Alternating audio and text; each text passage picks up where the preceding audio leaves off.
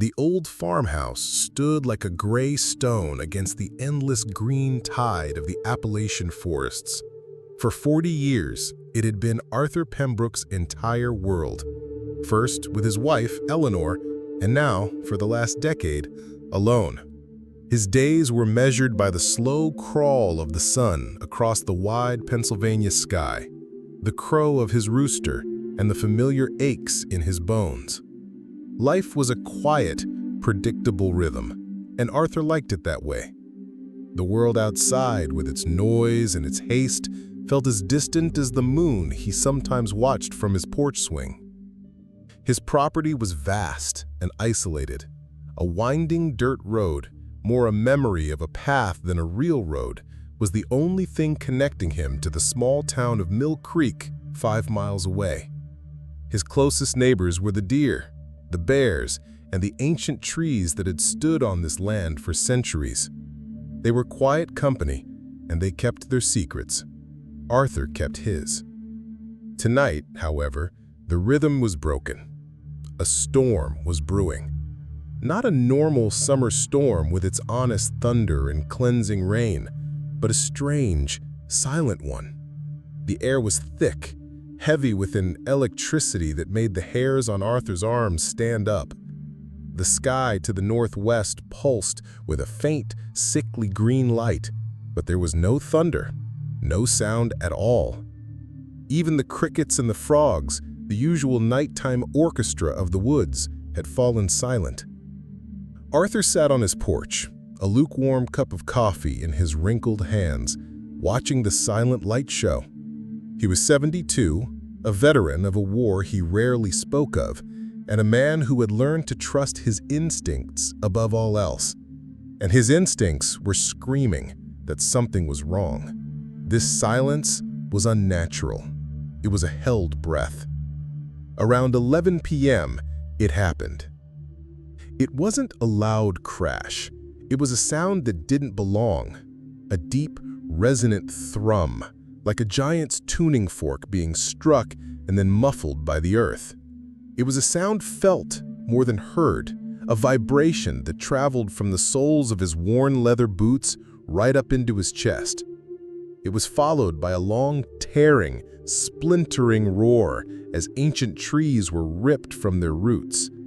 Then silence returned, deeper and more profound than before. Arthur didn't move for a full minute. His heart hammered against his ribs, a frantic drum against the silence. It could have been a meteor or a small plane. The local airfield was notorious for its poor maintenance, but the light hadn't been the white of a falling star, and the sound wasn't the sputtering cough of a dying engine. It was something else, something clean and powerful. He slowly stood up, his joints protesting. He went inside, ignoring the urge to call the sheriff. What would he say? That he heard a strange noise? In these mountains, strange noises were a part of life. No, this was his land, his silence that had been broken. He would be the one to investigate. He pulled on his thickest coat, grabbed the heavy million-candle-power flashlight from its hook by the door, and then hesitated.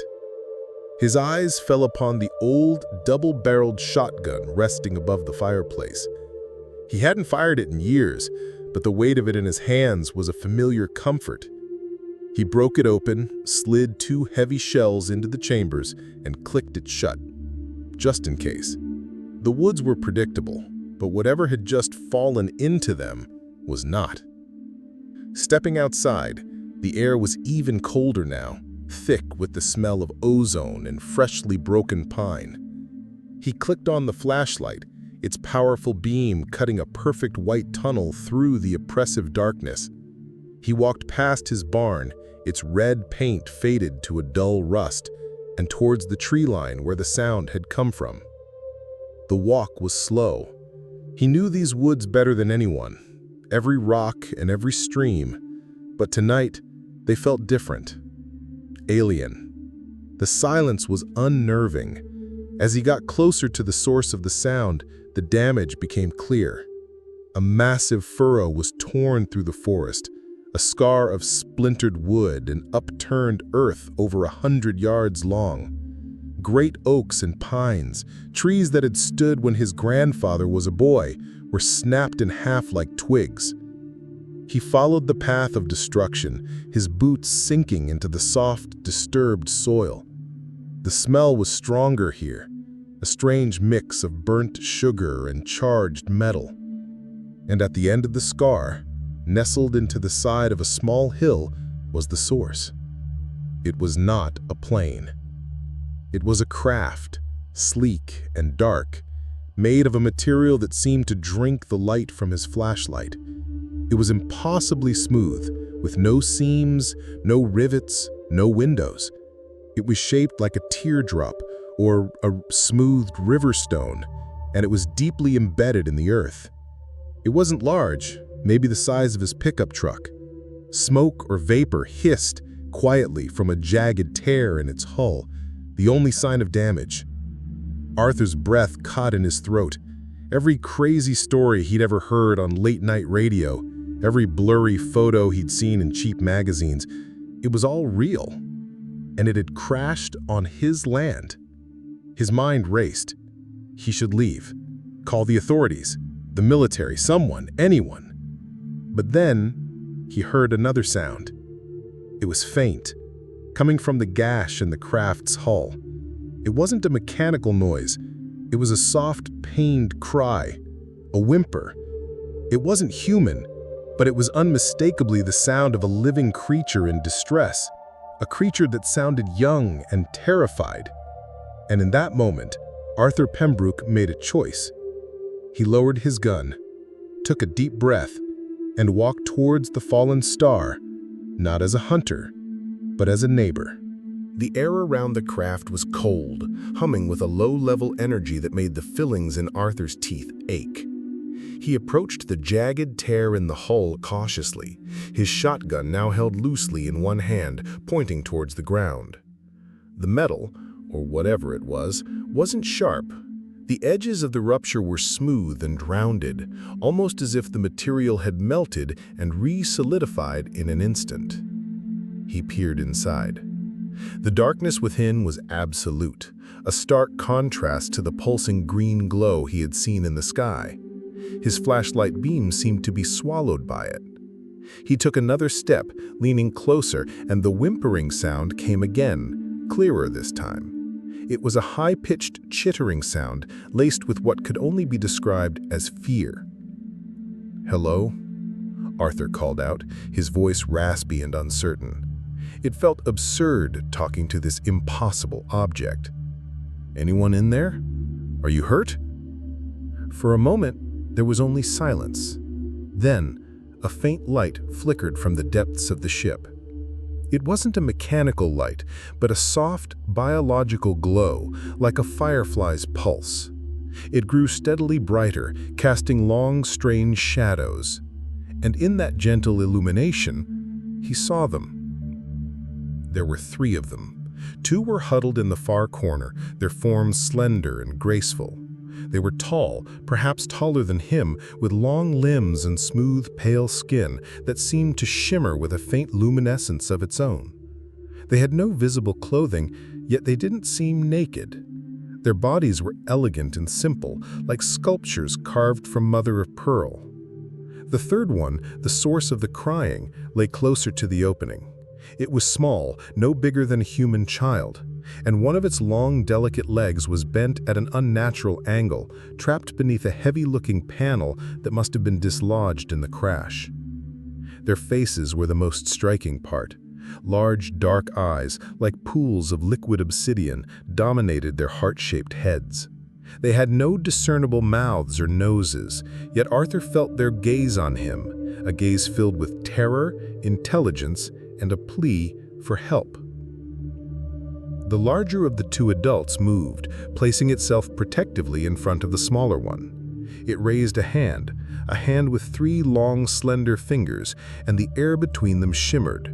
Arthur felt a pressure in his mind, not a voice, but a feeling, an overwhelming wave of pure emotion, fear, danger, Go away. Arthur stopped. He held up his free hand, palm open, showing he meant no harm. He slowly, deliberately leaned his shotgun against a nearby fallen tree, making sure they could see him do it. "I'm not going to hurt you," he said, his voice low and calm, the way he used to speak to a frightened animal. "I heard the crash. I live here. You're on my property." He took a slow step forward. The adult tensed but didn't move. The feeling in his head intensified, but now it was mixed with something else, confusion. "The little one," Arthur said, nodding towards the trapped child. "Is it hurt?" He pointed at the panel, then at the child's leg. He mimed the action of lifting. The being seemed to understand. The pressure in his head lessened slightly. The large dark eyes blinked, a slow, deliberate motion. A new feeling, cautious and questioning, replaced the fear. "Help?" "Yes," Arthur whispered. "Help." He moved forward until he was at the edge of the opening. The panel was made of the same dark material as the hull, and it looked impossibly heavy. He reached in, his weathered hands touching the cool, smooth surface. He found a handhold and pulled. It didn't budge. He grunted, straining, his old muscles screaming in protest. It was no use. He looked at the taller being. It watched him, its head tilted. Arthur looked back at the panel, then at his own two hands, and then gestured towards the creature, inviting it to help. For a long moment, nothing happened. The silent standoff continued, the only sounds being the child's soft cries and Arthur's own heavy breathing. Then the creature glided forward. It was impossibly graceful, moving without a sound. It stood beside him at the opening, a being from another world. It reached in with its own three-fingered hands.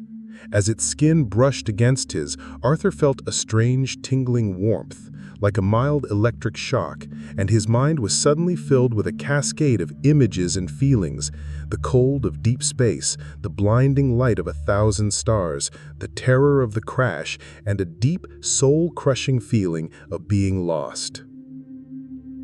Together they placed their hands on the panel.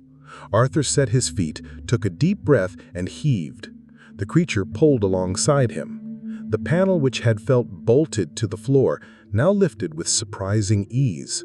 It was as if the creature wasn't just lifting with its physical strength, but with its mind, somehow lessening the object's weight. They moved it just enough. The second adult quickly scrambled forward and gently freed the child's leg. It then gathered the small one into its arms, and the whimpering subsided, replaced by a soft, purring hum. The child's skin glowed faintly, and in its hand it clutched a small, smooth stone that pulsed with a soft, warm light. It was a handful of light. The first being turned its dark, unreadable eyes to Arthur. The pressure in his mind was gone. In its place was a new feeling, one he understood perfectly, for it was as universal as fear. It was gratitude. And then another, more complex thought, a question that echoed not in words, but in pure concept. What now? Where is safe? Arthur looked at the family huddled together in their broken vessel. He looked out at the dark, silent woods that were his home. He thought of the world beyond those woods, a world of sirens, helicopters, scientists, and soldiers, a world that would tear this family apart. He had lived a quiet life, a simple life, but in that moment, standing under the silent watching stars, he knew that his quiet life was over. He had a new secret to keep. "You're safe here," Arthur said firmly, making a promise to beings who couldn't understand his words, but could feel the conviction behind them. "Come on, let's get you out of the cold." Getting them to leave the wrecked ship was the first challenge. It was clearly the only home they had known for a very long time, and the thought of abandoning it, even in its broken state, filled them with a palpable sense of anxiety. Arthur felt it as a low hum in his mind, a static of distress.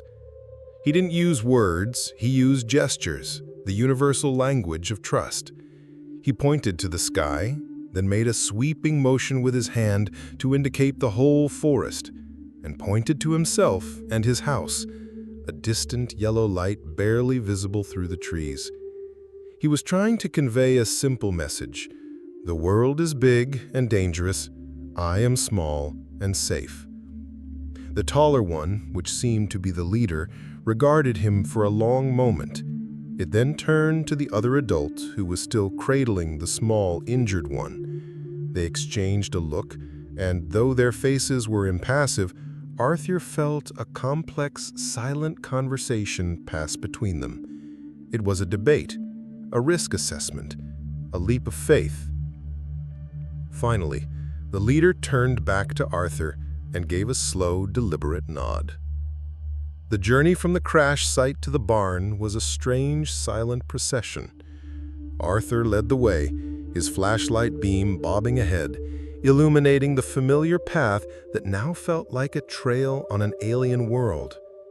The three beings followed him behind. They moved with an unearning grace, their feet barely seeming to touch the forest floor. The injured child was carried, its small body still glowing faintly, the light pulsing in time with its soft, purring breaths. Arthur was acutely aware of the absurdity and the danger of his situation. Every shadow seemed to hold a threat. The hoot of a distant owl sounded like an alarm. What in God's name was he doing? He was a simple man.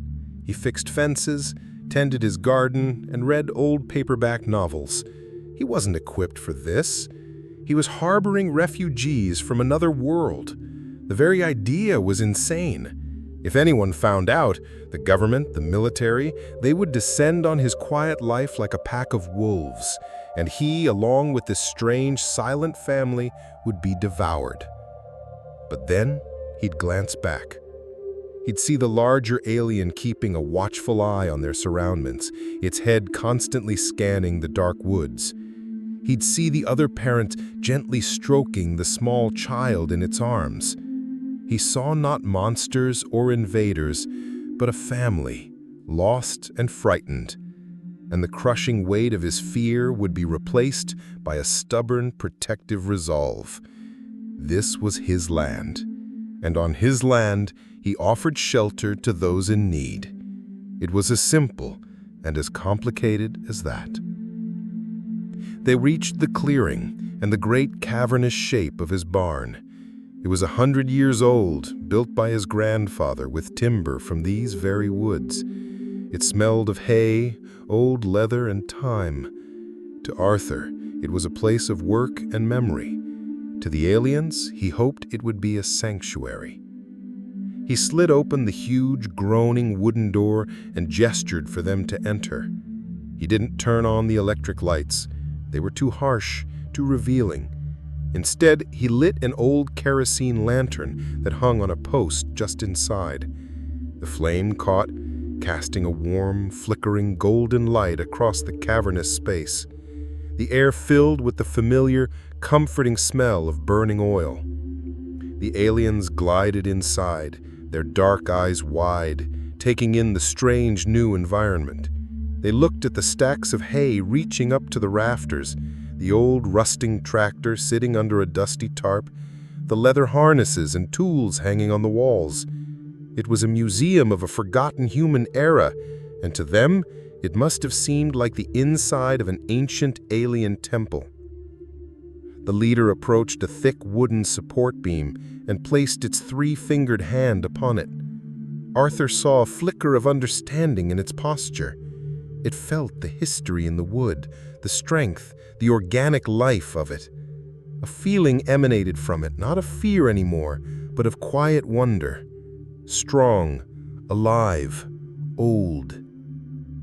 Arthur pointed them towards a large, empty horse stall in the back, filled with clean, dry straw.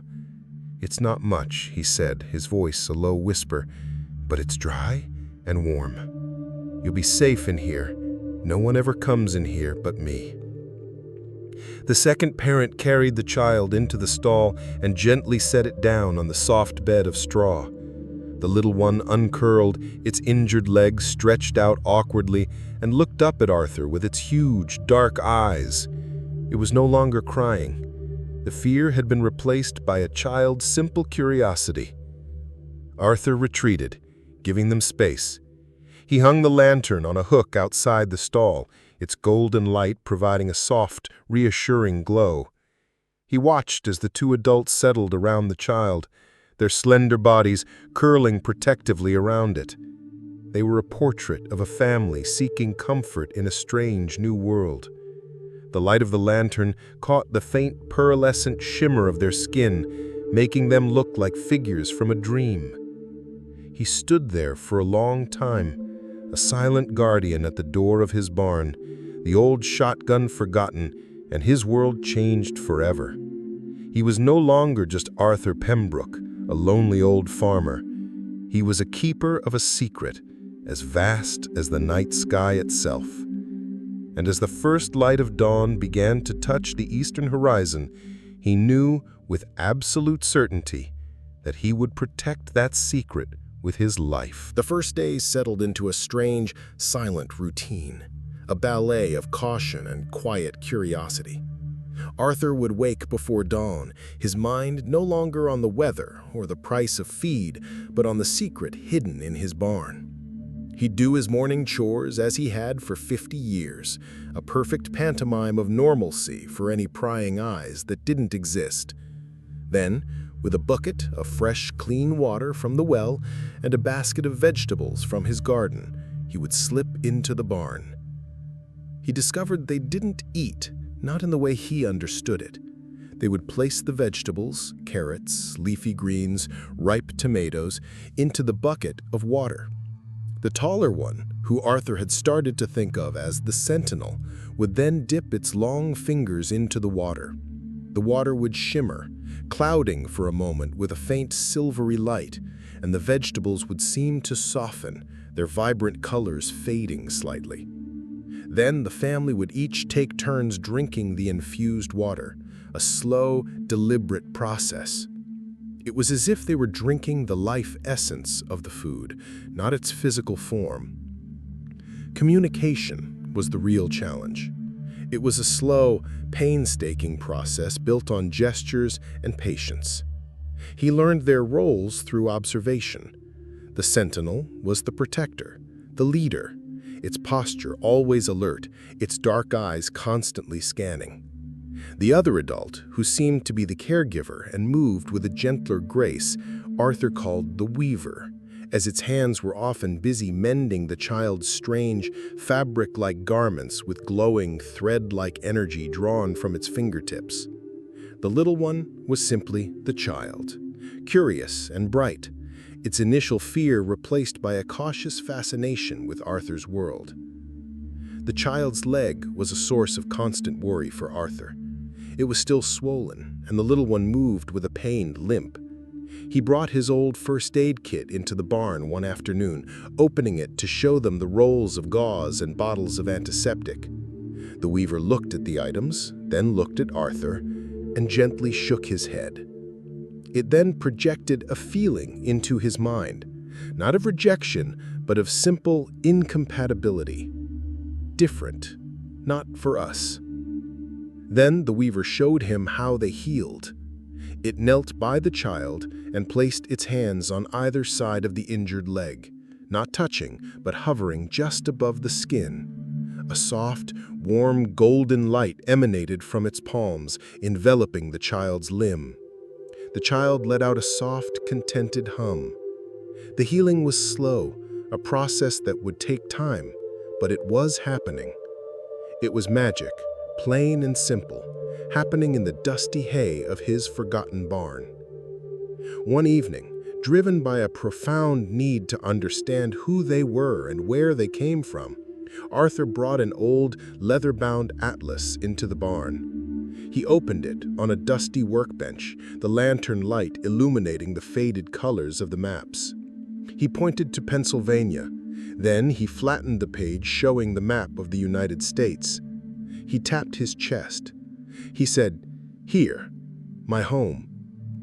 The sentinel glided over, its tall form eclipsing the lantern's glow. It looked down at the map, its head tilted. It seemed to understand the concept of a map, of representing a large space on a small surface. Arthur felt a flicker of excitement. He then turned the page to a diagram of the solar system in the book's appendix. It was a simple, colorful drawing showing the sun and its 9 orbiting planets. He pointed to the third planet from the sun. He said, "Earth," tapping the page, then pointing down at the floor. "Here." The sentinel stared at the diagram for a long time. Arthur could feel a profound sadness radiating from it, a melancholy so deep it felt like a physical weight.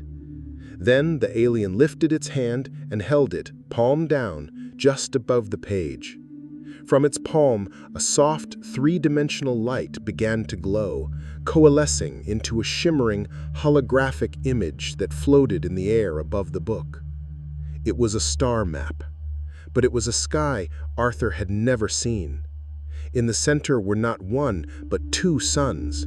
One a brilliant yellow-white, the other a smaller, cooler orange.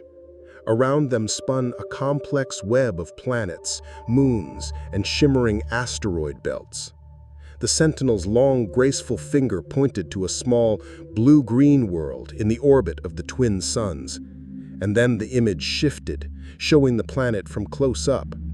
Arthur saw swirling continents of a strange shape, oceans of a deep violet color, and cities that glowed with a soft internal light.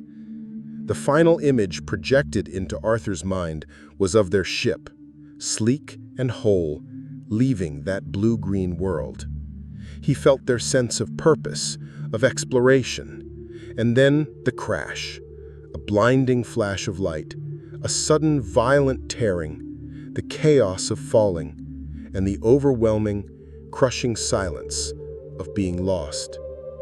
The hologram faded, leaving only the lantern light and the dusty old book. The sentinel stood perfectly still, but Arthur could feel its silent grief. They weren't just visitors. They were castaways, shipwrecked an unimaginable distance from home. Arthur looked from the simple drawing of his own solar system to the memory of the sky with 2 suns. The gulf between their worlds was vast and absolute. For the first time, he truly understood. They weren't just hiding in his barn for a few days. They were here to stay. For nearly a month, their secret world remained inviolate. The child's leg healed completely, the soft golden light from the weaver's hands knitting bone and sinew back together with no sign of injury. The child, now mobile and energetic, became bolder, often peeking out from the barn door to watch Arthur as he worked, its large, dark eyes following his every move with an intense, unblinking curiosity. The sentinel remained ever watchful, a silent, graceful statue, but Arthur could feel its apprehension lessen with each passing day. A fragile sense of peace settled over the old farm, but they all knew it was a peace that could be shattered in an instant. The threat, when it came, arrived not in a black helicopter, but in a dusty, beat-up pickup truck. Dale Hardy was a local hunter, a man who knew these woods almost as well as Arthur did. He was younger, brasher, and saw the forest not as a home, but as a resource. He often set traps on the periphery of Arthur's land, a fact Arthur tolerated with grumpy resignation. But one Tuesday afternoon, his truck came rattling up Arthur's private road, a cloud of dust billowing behind it. Arthur's heart leaped into his throat. He was outside, mending a fence, and had a clear view of the approaching vehicle. He forced himself to stay calm, to lean on the fence post as if he had all the time in the world. Inside the barn, he knew, the family would have already sensed the intrusion. He could almost feel their sudden, sharp spike of fear. Dale pulled up, shutting off the loud engine and leaving a ringing silence in its wake. He swung out of the cab, a rifle slung casually over his shoulder. "Afternoon, Arthur," he called out, his voice a little too loud for the quiet clearing. "Dale," Arthur nodded, his face a mask of neutral politeness. "What brings you all the way up here? Game's been scarce this season." "Tell me about it," Dale grumbled, kicking at a loose stone. That's kind of why I'm here. Been tracking a big buck for 3 days. Smart one. Kept losing the trail right around your property line. But that's not the weird part. Arthur gripped the fence post, his knuckles white. Oh? What's the weird part? Been finding strange tracks, and last night I was out late up on the ridge, saw a light coming from your barn. A weird, soft, kind of pulsing light. You getting fancy? Installing some kind of solar lamps in that old wreck? Arthur's mind raced. He had been so careful with the lantern, always shielding it, never leaving it on too late. But the alien's own bioluminescence, he hadn't thought of that. He forced a dry chuckle. Hardly. Probably just a reflection. My flashlight beam bouncing off some old piece of tin. As for the tracks, you know as well as I do the woods are full of critters. Dale didn't look convinced. Yeah, maybe. He gestured with his head towards the crash site. And what about that mess over yonder? Looks like a damn tornado came through, tore a straight line right through the trees. Never seen lightning do that. Wind shear, Arthur said immediately, the lie coming easier than he expected. That strange silent storm we had a few weeks ago. Came up fast and hit hard. Took down some of my best oaks. He had spent days dragging branches and debris to make the crash scar look more like natural storm damage, but he knew it wasn't a perfect cover. Dale chewed on his lip, his gaze sweeping across the property, lingering on the barn. The silence stretched, thick with suspicion. Arthur knew he had to take control, to misdirect. He pushed himself off the fence post. Tell you what, Dale. You're right. Game's been skittish. I think it's poachers. Been hearing noises at night myself. Even found a spent cartridge over by the creek last week that wasn't mine. This was a complete fabrication, but it was plausible. Dale's eyes lit up with a hunter's predatory interest. Poachers? On your land? Seems so, Arthur said, starting to walk towards his house. Probably why your buck is spooked. Listen, I'm getting too old to go chasing armed men through the woods at night. But if you see anyone, you call the sheriff. Don't go playing the hero. These are desperate folks. He had turned the object of suspicion from himself to a phantom enemy. Dale's focus shifted. The mystery of the light in the barn was now just a detail in a larger, more familiar story of poaching and trespassing. Damn right, I'll call the sheriff. Appreciate the heads up, Arthur. He got back in his truck, started the engine with a roar, and drove off, leaving Arthur standing alone in the clearing, his heart pounding in his chest.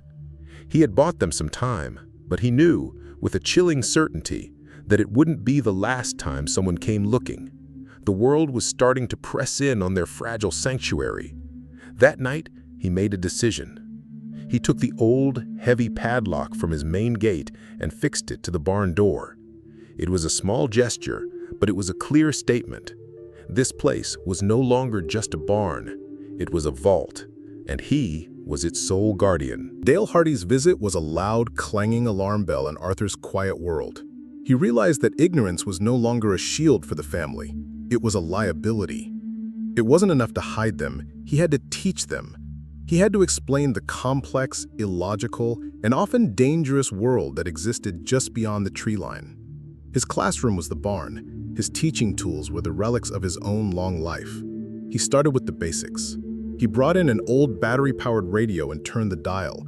He showed them the cacophony of human existence, the angry shouts of talk show hosts, the saccharine sweetness of pop music, the somber, measured tones of the news. He tried to explain the concept of different languages, different nations, all crammed together on one small, noisy planet. He felt the reaction in his mind, a dizzying wave of confusion and overwhelming sensory input. To them, it must have sounded like pure chaos. He showed them photographs, faded, black and white pictures of his parents, their faces stern and proud, a picture of himself as a young man in a soldier's uniform, his eyes full of a terrifying, misplaced certainty, and a color photograph, its edges soft with time, of his wife, Eleanor, her smile as bright and warm as a summer afternoon. He pointed to the picture of Eleanor, then tapped his own chest, and finally his heart. He projected the feeling as best he could. Love, loss, a profound and enduring ache. The weaver glided closer, its large dark eyes fixed on the photograph. It gently placed its long fingers on the glossy paper, and Arthur felt a soft, empathetic echo of his own grief, a shared understanding of what it meant to lose a part of yourself. In that moment, the gulf between their species seemed to vanish, replaced by a shared, universal sorrow. The most difficult lesson was about the concept of threat. How could he explain guns, soldiers, and the insatiable, often cruel curiosity of his own kind? He showed them an old National Geographic magazine, one with a cover story about wildlife researchers tagging a bear. He pointed to the tranquilizer rifle, the net, the steel cage. He pointed to the scientists in their clean white clothes, their faces professionally detached. Then he pointed from the magazine to the family, trying to convey the simple, brutal message: this is what they will do to you. The sentinel understood immediately. A cold, sharp feeling of dread emanated from it, and it instinctively moved to stand in front of the child. But the most surprising lesson came from an unexpected source. One afternoon, Arthur wheeled in an old, dust-covered television set on a wobbly cart, along with a small generator. He wanted to show them moving pictures, to give them a better sense of his world. After several sputtering attempts, the generator roared to life, and the television screen flickered on. He put in an old VHS tape of a nature documentary, something simple, something about the migrating birds of North America. The family watched, utterly transfixed. The child sat inches from the screen, its eyes wide with wonder at the flocks of geese soaring through a blue sky. But it was the weaver who seemed most captivated. He wasn't just watching the screen, it was sensing the technology. It tilted its head, a gesture Arthur had come to recognize as deep concentration. Suddenly, the image on the screen wavered, the colors bled, and the picture dissolved into a storm of static. Arthur sighed, assuming the old VCR had finally given up. But then a new image began to form in the static, coalescing from the electronic noise. It was a star map, the same holographic map the Sentinel had shown him, with the twin suns and the violet oceans of their homeworld.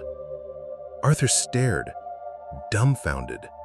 The weaver had its hand extended toward the television, not touching it, but influencing it.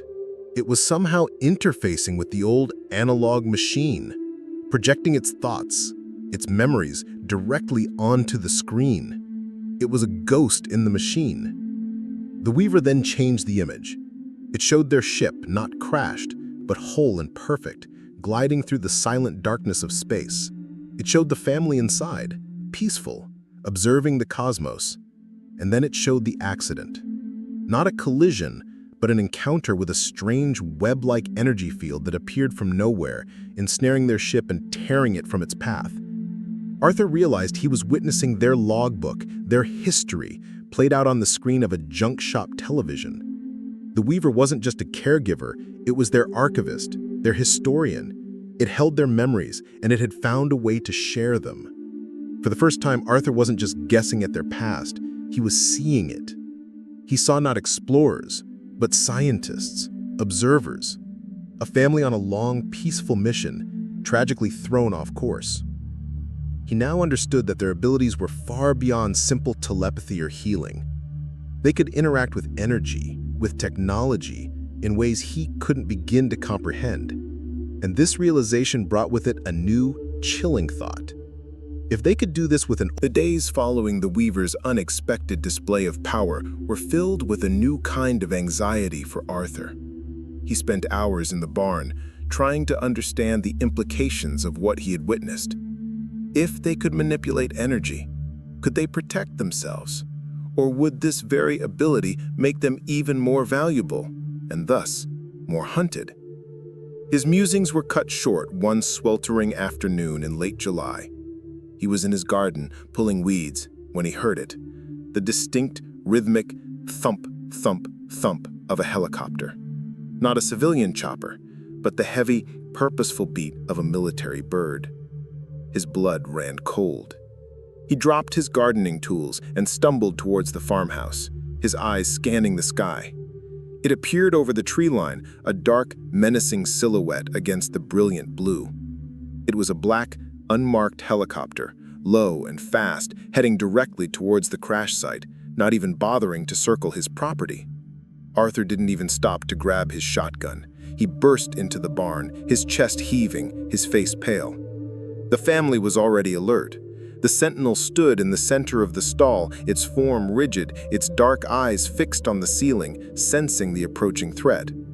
The child huddled behind the weaver, its small body trembling. "They're here," Arthur gasped, pointing towards the sky. "The military. They found the crash site." He expected panic or questions. Instead, the sentinel raised one of its slender hands. Arthur felt a sudden, sharp pressure in his mind, like a static shock, followed by a rush of images. A web, a net, invisible but tangible, spreading out from their ship. It was a defensive shield, a cloaking field. The helicopter hovered directly over the crash site, its rotors kicking up a storm of dust and leaves. Arthur peered through a crack in the barn door. He watched as two figures, clad in dark tactical gear, rappelled down from the chopper. They moved with the trained precision of soldiers, immediately fanning out and beginning to search the area. They carried strange devices, dish-shaped antennas and flickering handheld screens, sweeping them over the torn earth and the still embedded craft. Arthur held his breath, expecting shouts, an announcement of discovery, but there was nothing. The soldiers moved around the tear in the forest, then around the exact spot where the ship lay, as if it wasn't there. They swept their devices over it, walked past it, even through the edge of the invisible field, and yet they saw nothing. They were walking over a ghost. Inside the barn, the sentinel stood perfectly still, its hand still raised. Arthur could feel the immense effort it was expending, projecting this unseen net. It was a mental and energetic strain, a silent battle of wills against the sophisticated instruments of the military. He felt flashes of the sentinel's internal struggle, blinding, confusing, dangerous. After what felt like an eternity, the soldiers gave up. One of them gestured impatiently, shaking his head. They exchanged a few curt words, then secured their gear and signaled the helicopter. The chopper descended, picked them up, and then, with a final, contemptuous thump, thump, thump, it flew away back over the tree line as quickly as it had arrived. Arthur collapsed against the barn door, his legs weak with relief. He looked at the sentinel, whose hand slowly lowered. The tension in the barn evaporated, replaced by a profound weariness. The sentinel's pale skin seemed a shade duller, its usual subtle luminescence dimmed. The weaver immediately moved to its side, placing a hand on its shoulder, a gesture of silent support. "They didn't see it," Arthur whispered, a choked laugh escaping his lips. "They didn't see anything." He understood now.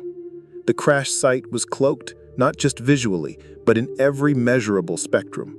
The technology of their ship, damaged as it was, still possessed abilities far beyond human comprehension.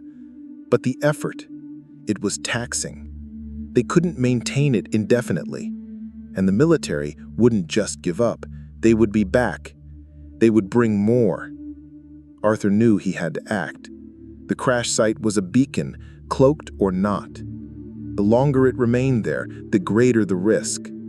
He thought of his old rusting tractor, the chains in his tool shed. It was a crazy idea, a desperate idea, but it was the only one he had. He looked at the three beings who had become his strange, silent family. They had shown him wonders. They had shown him how vast and mysterious the universe was. Now he had to show them how resilient and resourceful one old human could be. He had to make that ship disappear. The decision was made. The ship had to move. Leaving it in the woods, even cloaked, was like leaving a loaded gun on a playground. Sooner or later, someone would stumble upon it. The only truly safe place was the barn, but getting it there seemed an impossible task. The next morning, Arthur began his preparations. He went to the tool shed and gathered the thickest, heaviest chains he owned, links of steel as thick as his wrist, rusted from decades of disuse. He spent 2 hours working on the old tractor, a beast of green and yellow iron that hadn't been run in over a year. He cleaned the plugs, checked the oil, and filled the tank with gasoline. When he finally turned the key, the engine sputtered, coughed a thick cloud of black smoke, and then, with a deafening roar, it roared to life. The sound was a violation of the farm's newfound peace, but it was the sound of hope. He waited until the moon was high and the woods were bathed in a soft, silvery light. He drove the tractor to the crash site, its headlights cutting through the darkness. The family was already there, waiting for him, their pale forms almost ethereal in the moonlight. They had felt his intention, his resolve. Arthur worked methodically, wrapping the heavy chains around the teardrop-shaped craft. It was difficult. There were no edges, no protrusions to hook onto. The smooth surface was slick, almost frictionless. After several failed attempts, the Sentinel glided forward. It pointed to a barely perceptible indentation near the base of the ship, then to another on the opposite side. Arthur realized it was showing him the ship's structural strong points. With the Sentinel's guidance, he was finally able to secure the chains. He climbed back onto the tractor, the cold metal of the seat, a familiar comfort. He took a deep breath, engaged the gear, and slowly, carefully pushed the throttle. The tractor's engine screamed in protest, the massive wheels spinning, digging deep furrows into the soft earth. The chains went taut, groaning under the immense strain, the steel links glowing a dull red from the friction. But the ship didn't move, not an inch. It was as if it were fused with the planet itself. Arthur tried again, pushing the engine to its limit. The tractor roared, a desperate mechanical cry against the silent forest, but the result was the same. He slumped in his seat, defeated. It was too heavy. It was like trying to tow a mountain. He was about to give up when he felt a gentle touch on his shoulder. He looked down and saw the weavers standing beside the tractor, its large dark eyes looking at him with reassurance. It pointed towards the Sentinel. The Sentinel stood before the ship, its back to Arthur. It placed both of its long, slender hands flat against the dark, cool hull. It closed its eyes. A deep hum began to emanate from the craft, a low-frequency vibration that Arthur could feel in his bones. The air around the Sentinel and the ship began to shimmer, distorting the moonlight like a heat haze. Arthur felt a new message in his mind, clear and direct. Now, pull. Now. He didn't hesitate. He slammed the tractor back into gear and pushed the throttle forward. This time, the effect was instantaneous. The groaning of the chains was replaced by a smooth, steady tension. The tractor's wheels found purchase, and the great machine lurched forward. Behind him, with a deep sucking sound of earth giving way, the alien craft began to move. It slid from its earthen prison, gliding over the ground with an unnatural ease. It wasn't light, but it was manageable. The Sentinel was somehow manipulating its mass, reducing its gravitational tie to the earth. It was a symphony of old and new, of brute force and subtle power. The roar of the internal combustion engine and the silent, psychic hum of an alien mind working in perfect harmony. The Sentinel walked alongside the moving craft, its hands never leaving the surface, its concentration absolute. The Weaver and the child followed, their eyes wide. Together they towed the fallen star through the forest, its dark, impossible form sliding between the ancient trees and into the cavernous mouth of the old barn. They positioned it in the far back, in a large unused section where Arthur used to store farming equipment that was now long gone. He unhooked the chains, their metallic clatter echoing in the sudden silence as he shut off the tractor's engine. The ship sat in the middle of the floor, a piece of a distant galaxy resting on the worn oaken floorboards of his grandfather's barn. The immediate danger was over. The scar in the woods would heal, the cloaking field could be dropped, but now the secret was no longer out in the forest. It was here, in the heart of his home, a constant, silent presence. He had moved a mountain, but in doing so, he had locked himself inside its shadow. 2 years passed. 2 quiet, secret years that unfolded like a dream. The scar in the forest healed over, covered by new growth, its sharp edges softened by moss and seasons of fallen leaves. The world outside seemed to forget the strange storm and the brief, unsettling visit of the black helicopter. Life on the farm fell into a new, extraordinary rhythm. The barn was no longer just a barn. It was a home. The family had explored every corner of it, and the sentinel, ever the protector, had somehow reinforced its old decaying structure with a subtle, invisible energy field that kept the winter winds out and the summer heat at bay. The Weaver, with its ability to interface with energy, had managed to draw power from the ship to create a soft, ambient light that mimicked the twin suns of their homeworld, casting strange, beautiful shadows on the old wooden walls. The child, who was no longer so small, grew rapidly in the safety of its new home. It had developed a profound bond with Arthur.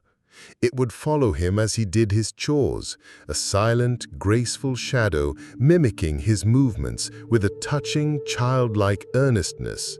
It would watch, fascinated, as he repaired a tool or tended his plants. Arthur, in turn, found a joy in his old age he never thought possible.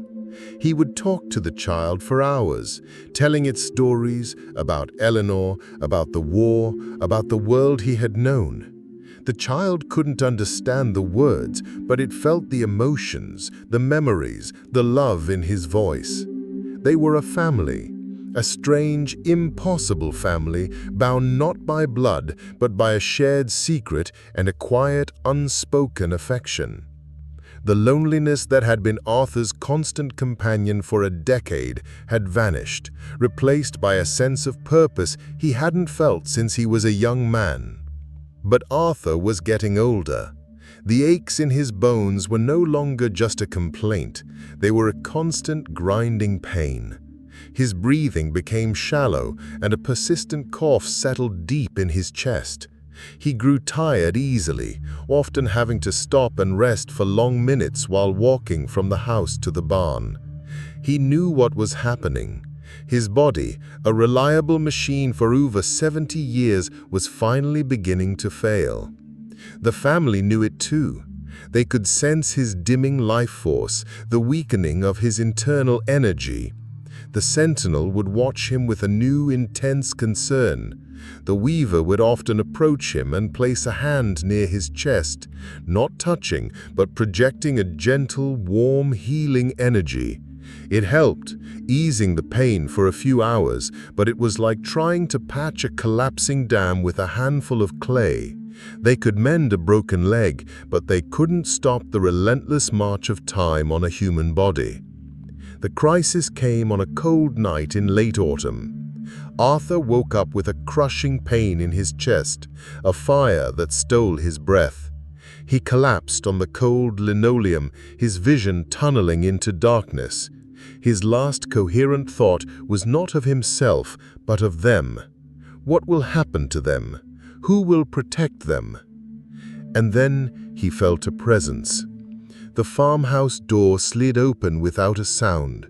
3 slender, silent figures glided into the room, their pale forms glowing faintly in the darkness. The sentinel stood guard at the door, its gaze fixed on the outside world. The child stood back, a silent, frightened witness. The Weaver knelt beside him. It looked down at Arthur, its large dark eyes filled with an emotion he could now recognize as a profound, sorrowful compassion. It then placed its 3-fingered hands on his chest, directly over his failing heart. Arthur expected to feel the familiar, gentle warmth of its healing energy. Instead, he felt an intense, piercing cold, like a plunge into icy water. His mind was flooded with images, not his own, but theirs. He saw the inside of their ship, the complex, living technology that powered it. He saw shimmering conduits of light, energy flowing like water, systems being repaired and rerouted by thought alone. He felt the Weaver's mind, a consciousness of immense complexity and power, as it assessed his body not as a mystic, but as a master biologist, a brilliant engineer.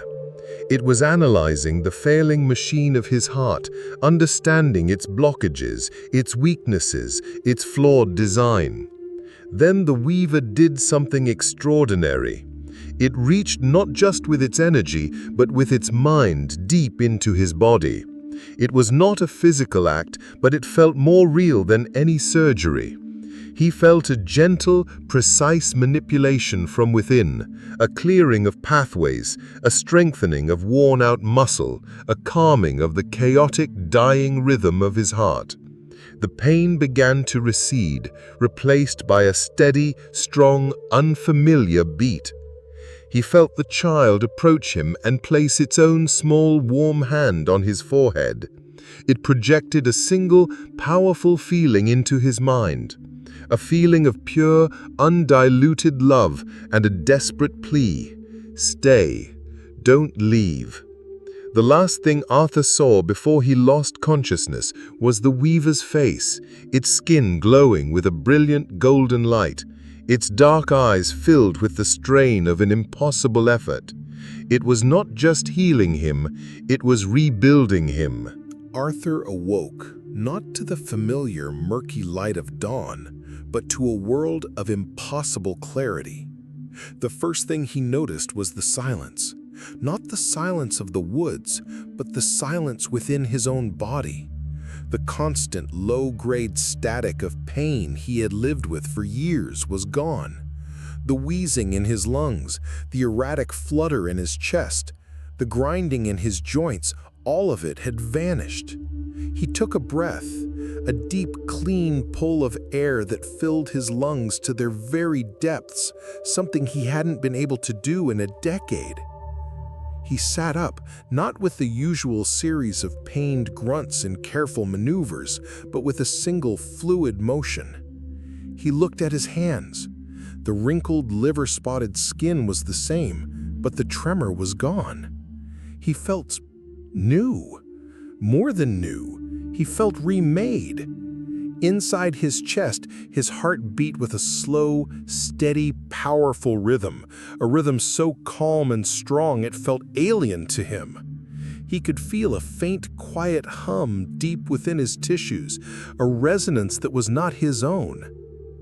He found the family in the main room, waiting. The child, its eyes wide, rushed to him and gently touched his hand, its touch a question.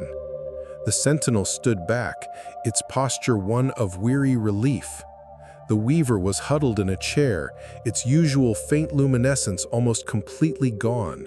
It looked diminished, exhausted, as if it had given away a vital part of itself.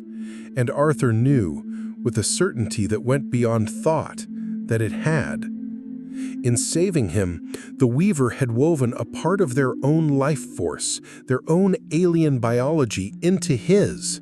The energy that had rebuilt his heart was drawn not just from the weaver's own body, but from the dormant systems of their ship in the barn. He could feel it now, a faint, unbreakable connection to the silent, dark craft. He was a part of their system, and they were a part of his.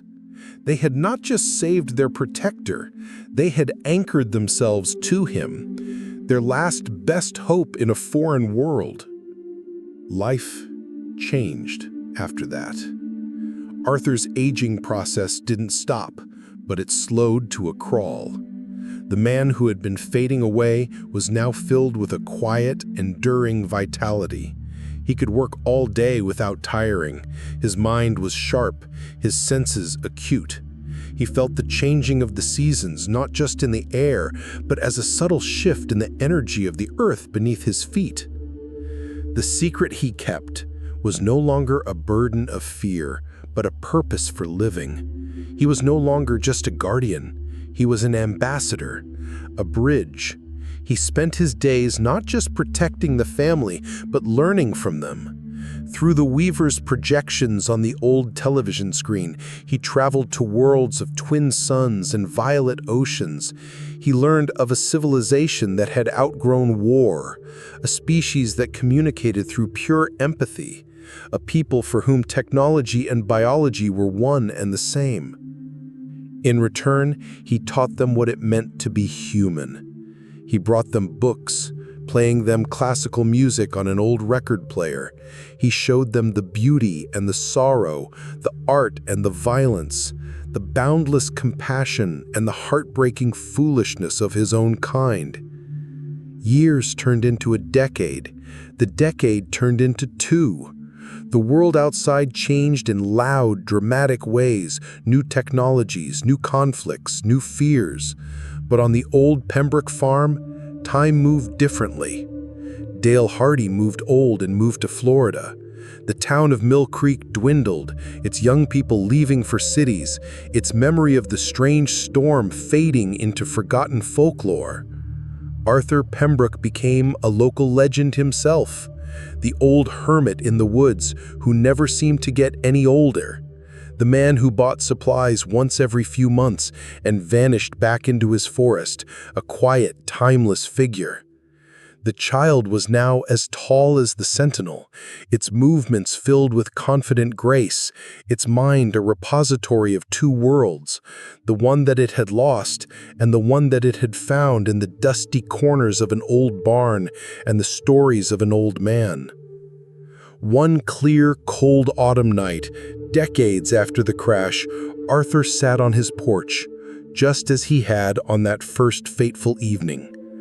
The now adult child sat beside him, not on the swing, but on the porch steps, its pale form a pale silhouette in the moonlight. They didn't speak. They didn't need to. They looked up at the vast, star-dusted canvas of the night sky. Arthur's gaze fell upon a familiar constellation and then drifted beyond, to the deep, dark spaces where other suns burned. He was an old man, far older than his body suggested, and his life had been a quiet one. But he had seen wonders. He had harbored a fallen star, and in return, it had given him a new universe. He was not lonely. He was the keeper of a sacred trust, the guardian of a silent embassy. He was the man who had heard a sound in the silence, and instead of running away, had chosen to listen, and that choice had made all the difference.